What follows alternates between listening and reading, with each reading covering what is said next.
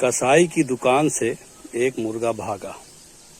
अवसर मिला और भागा पूरी ताकत के साथ। भागता रहा, सड़क पर पहुंचा। एक संत वहां से गुजर रहे थे। संत के पैरों से मुर्गा टकराया। संत ने देखा। अब संत को समझ पाते इतने में कसाई वहां आ पहुंचा। उसने अपना मुर्गा उठाया और चल दिया। संत भी चल पड़े। कुछ दूर संत चले, अचानक उनके दिमाग में कुछ आया और वो वापस लौटे। कसाई की दुकान पहुंचे। वहां का दृश्य संत के सामने था। एक बड़े से पिंजरे में बहुत सारे मुर्गे बंद थे। कसाई हाथ डालता, जो मुर्गा हाथ में आता निकालते पकड़ के और काट देता। संत ने कहा, ये मुर्गा जो भी पकड़ कर लाए हो ये मुझे दो। बोलो क्या मूल्य है तुम्हारे मुर्गे का? एक तो कसाई संत की ओर देखा और मुस्कुरा कर बोला, अरे संत जी आप और मुर्गा? बोले नहीं, लाओ मुझे दो।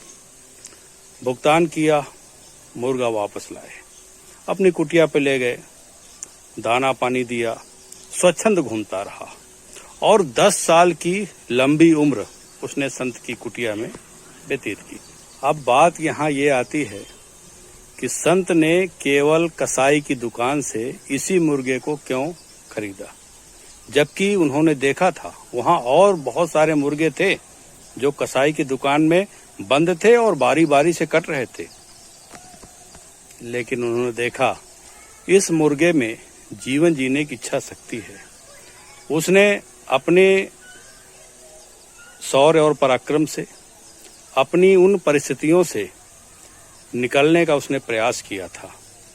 शौर्य दिखाया, साहस दिखाया, पराक्रम दिखाया और जिन स्थितियों में उसे पता था कि यह जगह उसके लिए मुफीद नहीं है, उसके लिए अनुकूल नहीं है, उसने परिस्थितियों के साथ समझौता करने के बजाय वहां से निकलना श्रेष्ठ का समझा और पूरी ताकत से निकला।